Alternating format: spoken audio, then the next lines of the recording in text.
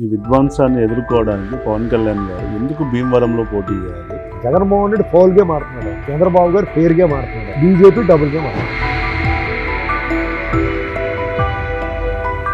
తను కూడా భీమవరంలో పోటీ చేయొచ్చు, పులివెందులలో కూడా పోటీ చేయొచ్చు. ప్రజల్లో ఒక మంచి బలమైన సంకేతం పంపిన వాడు కాడంటారు. టీడీపీకి ఒక ఎరేసాడు ఆయన. అంటే జగన్మోహన్ రెడ్డి గారిని వీళ్ళు ఒక్కళ్ళే ఎదుర్కోలేరా అంటే ఎదుర్కోగలుగుతారు, కానీ పని కట్టుకుని వెళ్ళి పడుకున్న కుర్రను లేపు తెచ్చుకోరు ఎవరో ఏ రాజకీయ ఆయనకు ఒక ఆత్మవిశ్వాసం సడిలు ఉండొచ్చు. ఎందుకంటే 2 చోట్ల ఓడిపోవడం అంటే మాట్లాడేటట్టు ఒక రాజకీయం అయినా సరే అయినా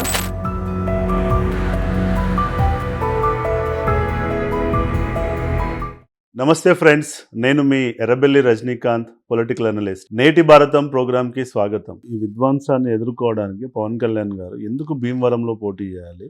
వెళ్ళి డైరెక్ట్గా పులివెందుల్లో జగన్మోహన్ రెడ్డి గారికి వ్యతిరేకంగా పోటీ చేసి తను చేసినటువంటి తప్పిదాలు ఏవైతే ఉన్నాయో, తను చేసినటువంటి గత ఏదైతే ఉందో దాన్ని ఎక్స్పోజ్ చేయడానికి. ఇక్కడ మీరు చూస్తే రేవంత్ రెడ్డి గారు తొడగొట్టి వెళ్ళి కామారెడ్డిలో కేసీఆర్ మీద పోటీ చేశారు. తెలుసు తనకు చేసిన పెద్ద గెలవను అని తెలిసినా కానీ ప్రజల్లో ఒక ధైర్యాన్ని నింపడానికి, ప్రజల యొక్క అటెన్షన్ తన వైపు తిప్పుకోవడానికి, నేను కేసీఆర్ని నేను గద్దె దింపగలుగుతాను అనే నమ్మకాన్ని క్రియేట్ చేయడానికి ఆ ఎన్నికల్లో ఆయన పోటీ చేయడం అన్నది చాలా ఉపయోగపడ్డది అన్నది నా ఉద్దేశం. అలాగా అయ్యాల పవన్ కళ్యాణ్ గారు ఎందుకు మళ్ళీ భీమవరం గాజువాక పోటీ చేయాలి? వెళ్ళి పులివెందుల్లో పోటీ చేస్తే ఇంకా మీరు అన్నట్టు ఇంతసేపు మీరు అంటున్నది ఏదైతే ఉందో అదంతా ప్రజల్లోకి తీసుకెళ్లడానికి చాలా ఉపయోగపడుతుంది కదా అన్నది ఆలోచన. మంచి ఆలోచన అండి. యాక్చువల్గా పొత్తు లేకపోతే డెఫినెట్గా అక్కడ పోటీ చేసేవాడేమో అనుకుంటున్నాను.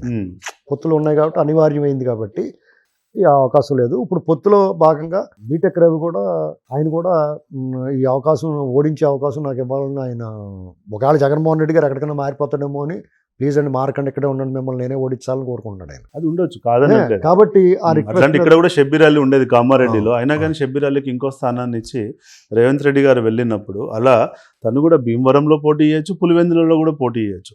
2 దిక్కులో పోటీ చేస్తే ప్రజల్లో ఒక మంచి బలమైన సంకేతం పంపిన వాడు కాడంటారు. ఆ వైపు నుంచి మీరు ఆలోచిస్తే నేను ఇంకో కోణంలో ఆలోచిస్తున్నాను. జగన్మోహన్ రెడ్డి కూడా ఆ కులకోట నుంచి బయటకు వచ్చి వైనాట్ 175 అన్నాడు కాబట్టి వీళ్ళిద్దరూ పొత్తులతో వచ్చిన సింహం సింగిల్గా వస్తున్నాను, వీళ్ళే గుంపులుగా వస్తున్నారు అంటున్నాడు కాబట్టి 2 చోట్ల 3 చోట్ల పోటీ చేసే అవకాశం ఉంటుంది కదా, ఉంది కదా, ఉంది. అందుకని జగన్మోహన్ రెడ్డి గారు చంద్రబాబు గారి మీద, పవన్ కళ్యాణ్ మీద, లోకేష్ మీద కూడా పోటీ చేస్తే బాగుంటుందేమో. ఇంకా తోపు తురుము అనుకోవచ్చు. అది జగన్మోహన్ రెడ్డి గారు. అలాగే పవన్ కళ్యాణ్ గారు ఆల్రెడీ ఆయన ఒకసారి ఓడిపోయి ఉన్నాడు కాబట్టి ఆ సాహసం చేయలేకపోవచ్చు. ఈయనకి ఎప్పుడు ఓటమి లేదు కదా, ఇప్పటికీ కూడా వైనాట్ మనసు నా ముఖం చూసే ఓటేస్తారు అన్ని నియోజకవర్గాలు అంటున్నాడు కాబట్టి ఈయన ఆ కులకోట, నేను డెఫినెట్గా చెప్తాను, అండర్లైన్ చేసుకోండి, కులకోట నుంచి బయట రావాలా. అవును, అదే అంటున్నాను. ఇప్పుడు తను వచ్చి పులివెందుల్లో పోటీ చేయడం వల్ల తన కులానికి పరిమితం కాలేదని చెప్పుకోవచ్చు. 2 నేను బలమైన సీఎంని నేను ఎదుర్కోగలిగాను, నాలో అంత స్థాయి ఉందని చెప్పుకోవచ్చు. 3 ప్రజల్లోకి తను జగన్మోహన్ రెడ్డి గారి ఫెయిల్యూర్స్ని బలంగా తీసుకెళ్లడానికి దాని ప్రచారంలో వాడుకోవచ్చు. మనం చూస్తే రాహుల్ గాంధీ మీద స్మృతి ఇరానీ గారు పోటీ చేసి ఫస్ట్ అమేథీ నుంచి ఓడిపోతారు. ఓడిపోయినా అని చెప్పేసి తనేం ఇంట్లో కూర్చోలేదండి. తను మళ్ళీ 5 సంవత్సరాలు కష్టపడి వచ్చి మళ్ళీ స్ట్రైక్ బ్యాక్ చేసి రాహుల్ గాంధీ గారు లాంటి నాయకుడిని ఓడించిన సందర్భాలు మన దేశంలో చూస్తున్నాం. అలాంటి ఎక్స్పెరిమెంట్స్ చేస్తే కదా ప్రజల్లో మన మీద నమ్మకం పెరిగేది పవన్ కళ్యాణ్ గారి మీద.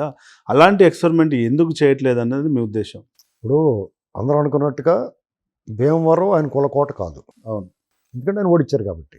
పులివెందులు ఆయన కులకోట అంటాను, ఎందుకంటే ఆయన ఎప్పుడు ఓడించలేదు కాబట్టి. వాళ్ళు ఎవరిని పెట్టినా గెలిపించారు కాబట్టి. ఇక పవన్ కళ్యాణ్ గారే ఎందుకు పోటీ చేయలేదు అతని మీద అంటే డెఫినెట్గా పని కట్టుకుని వెళ్ళి పడుకున్న కుర్రను లేపు తెచ్చుకోరు ఎవరో ఏ రాజకీయ నాయకుడు. ఆయనకు ఒక ఆత్మవిశ్వాసం సడిలు ఉండొచ్చు. ఎందుకంటే 2 చోట్ల ఓడిపోవడం అంటే మాట్లాడేటంటే ఒక రాజకీయం అయినా సరే అయినా 2009 నుంచి 2014 వరకు ఒక రాజకీయం అయితే 2014 నుంచి 2019 వరకు ఇప్పుడు ఇవాళ వరకు కూడా క్రమక్రమంగా ఆయన కొంత ఈ అవగాహన వచ్చిందని నేను అనుకుంటున్నాను. ఎందుకంటే మొదట్లో కొంతమంది ఆయన్ని పక్కన చేరి కులం అనేటువంటి ముసుగులోని కులం మనం బలం అనేటువంటిది ఆయనకి బాగా చెప్తే ఆయన గబక్కన ఎవరేం చెప్తే అది మాట్లాడుతూ ఉంటాడు ఒక్కోసారి. అలాగా ఆయన అయి ఉండొచ్చు 2019 వరకు. తర్వాత ఆయన చాలా పద్ధతిగా ఆలోచించి ఉంటాడు. మనం ఇందులోంచి ఒట్టిన పడాలంటే పార్టీని మీరు ఇందాక అన్నారు కదా, క్యాడర్ని తయారు చేసుకోలేదు, నాయకత్వాన్ని నిర్మించుకోలేదు అన్నాడు కాబట్టి ఆ వైపుగా ఆలోచిస్తున్నాడు.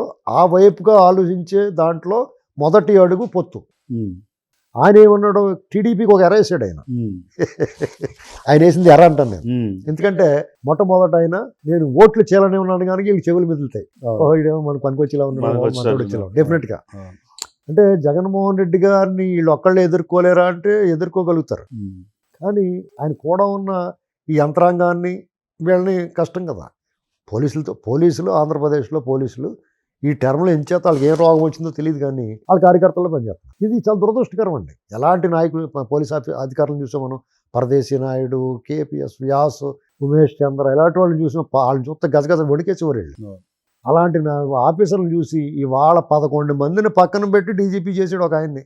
ఇంకా అతని నియమం లేదు అలా పెట్టాడు అలాగా, కానీ కేంద్రాన్ని కూడా పంపించలేదు. ఉమ్, ఇతనే మాకు కావాలని ఇంత అడ్డగోలుగా వ్యవహరిస్తుంటే వాళ్ళు నోరు మూసుకుంటారు. ఉమ్, ఒకడు ముక్కల కింద నరికేసి ఆయన అరెస్ట్ చేయలేకపోతే సిబిఐ.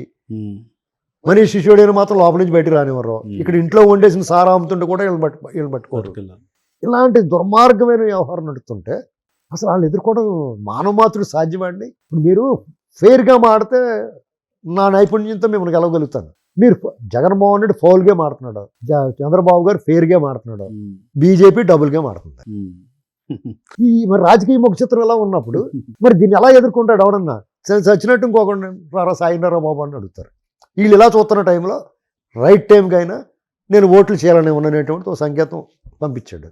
సరే వీళ్ళిద్దరు కలిశారు. ఈయన అనుకోకుండా ఈయన కేసులు, ఈయన జైల్లో ఉన్నప్పుడు పవన్ కళ్యాణ్ గారు వచ్చి ప్రకటించాడు.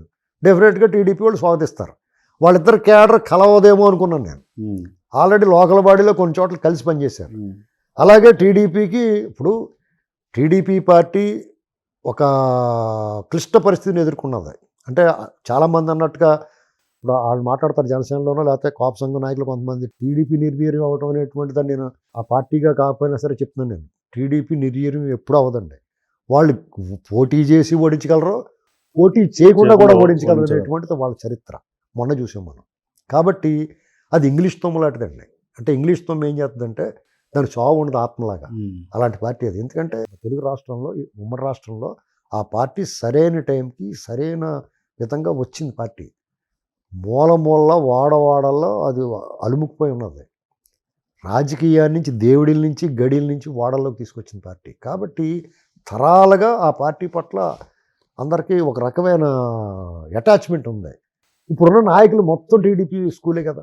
అంతే అండి. ఇప్పుడు గత 40 సంవత్సరాలుగా అక్కడి నుంచి వచ్చిన వాళ్ళు, కాబట్టి టీఆర్ఎస్ ఉన్న వాళ్ళైనా ఆ పార్టీని గబక్కని ఎలిమినేట్ చేయాలన్నా, అవాయిడ్ చేయాలన్నా కుదరదు. ఇలాంటి పరిస్థితుల్లో పవన్ కళ్యాణ్ గారు రావటాన్ని టీడీపీ వాళ్ళు కూడా స్నేహాస్తం అందుకున్నారు. కానీ ఇక్కడ వచ్చిన ముప్పు ఏంటంటే బీజేపీ పట్ల ఆంధ్రప్రదేశ్లో తీవ్ర ఆగ్రహం అన్నమాట వాస్తవం.